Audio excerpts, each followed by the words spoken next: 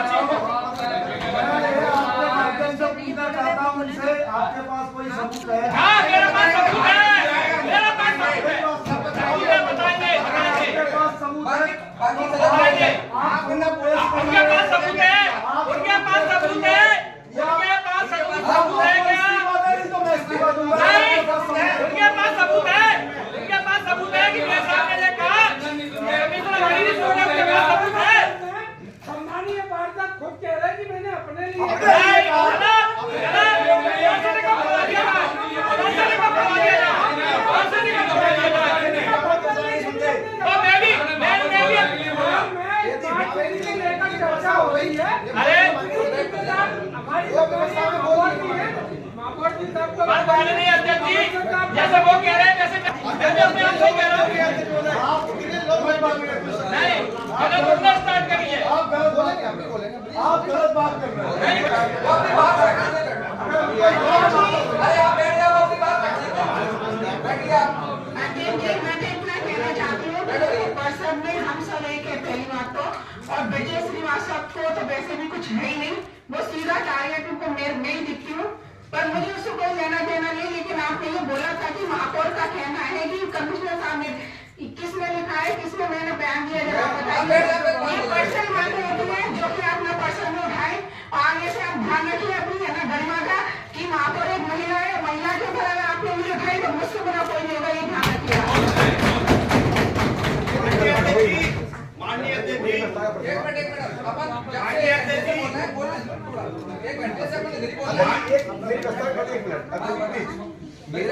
मेरा निवेदन मेरी मापा महोदय से ये है कि मैंने ये कहा था, वही शब्द दोहरा रहा हूँ कि भाई ऐसा होता है कि यदि मैं यहाँ पे नहीं आऊँ कि भाई घर साहब मेरी नहीं सुन रहे साहब, मैं नहीं जा रहा, मैंने ये बोला ना, यदि मैं नहीं आऊँ तो घर बैठा रहूँ अपने। मैंने इन शब्दों को कहा था, ना कि ये कहा था कि आपसे कहा आप घर साहब नहीं सुन रहे, मैंने ऐसा नहीं कहा। मैंने इन शब्दों को यदि आपको गलत कहीं लगा तो वहां पे जाता हूँ मैं।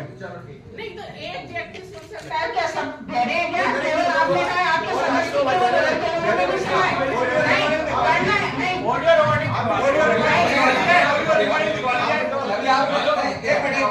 आपने भी ये कहा ना, हाँ मेयर साहब कहते कमिश्नर भाई सुनते नहीं। नहीं, ये नहीं बोला था मैंने।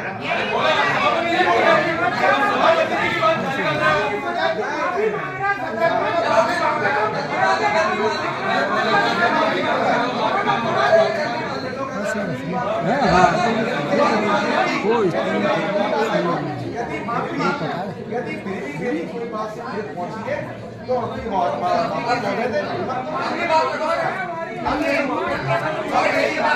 अब मेरी बात है, इस एग्रीमेंट के अंदर ये साफ तौर से लिखा हुआ है कि हर वार्ड के उनकी टीम को भेजेंगे श्रीमान। अब परवा लेना एग्रीमेंट है लाजमी, ठीक। फिर उसके बाद भी किसी भी वार्ड में पहले कोई टीम जा रही है श्रीमान, तो सबके सारे पक्ष बैठा सारे भाई हमारी बात बैठे हुए हैं, नहीं जा रही। आखिरकार इसका जवाब दे है कौन है? बात यहाँ उठती है, हम सारे पार्षद आकर जाए तो जाए कहां, किसके पास जाए? जी धन्यवाद। काम होने में बहुत सारे काम शहर में हो रहे हैं और स्मार्ट सिटी भी बहुत काम कर रही है। आज महापौर ने आपको उंगली दिखा के धमकी दी है, क्या मामला था, क्या कारण रहे कि वो आक्रोशित हो गई है? नहीं, कोई धमकी नहीं थी, वो हमारी बहन है ना।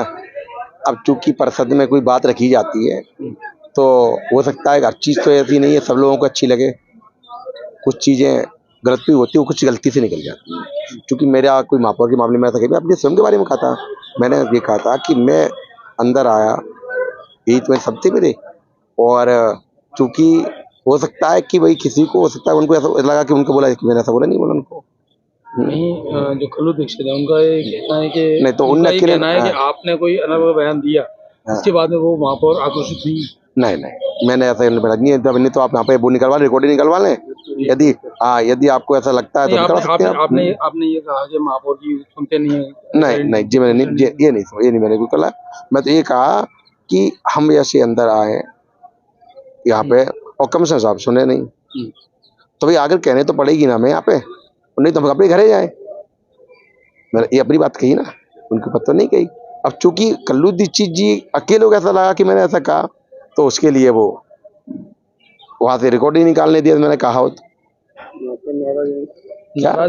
हाँ, ये बात सही है कि उनके बाद महापौर जी वो हुई तो भाई अपन ने वैसे तो नहीं कहा ना, और रिकॉर्ड निकाल देख सकते हैं। और फिर मेरी बहन है, गलतियां इंसान से होती हैं, और चूंकि कोई बात कह रहे होते तो हर बात में हो सकता है कि सामने वाले को कोई गलती लग गई हो, उसकी मैंने माफी मांगी। किस तरह का विवाद हुआ है महापौर और ब्रजेश श्रीवास्तव ने जो आरोप लगाए उनके, उसके महापौर भी?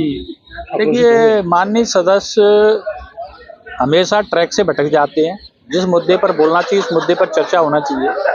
परिषद का ये नियम है कि जिस बिंदु पर चर्चा हो रही है उस बिंदु पर चर्चा होना चाहिए। वो अरंगल बातें करने लगते हैं और मुद्दे से भटक जाते हैं। क्या मामला हुआ था? ब्रजेश श्रीवास्तव ने क्या बोला था? ब्रजेश श्रीवास्तव ने ये कहा कि महापौर महोदय मीटिंग में इसलिए नहीं जाती कि कोई उनकी सुनता नहीं है। ये बिल्कुल गलत बातें थी।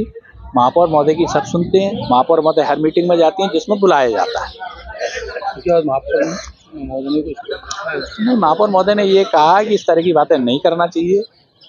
उन्होंने ये भी कहा कि मुझसे बुरा कोई ना होगा। नहीं, ऐसा कुछ नहीं कहा। उन्होंने कहा कि इस तरह की बातें नहीं करना चाहिए, मुझे भी बातें करना आती है।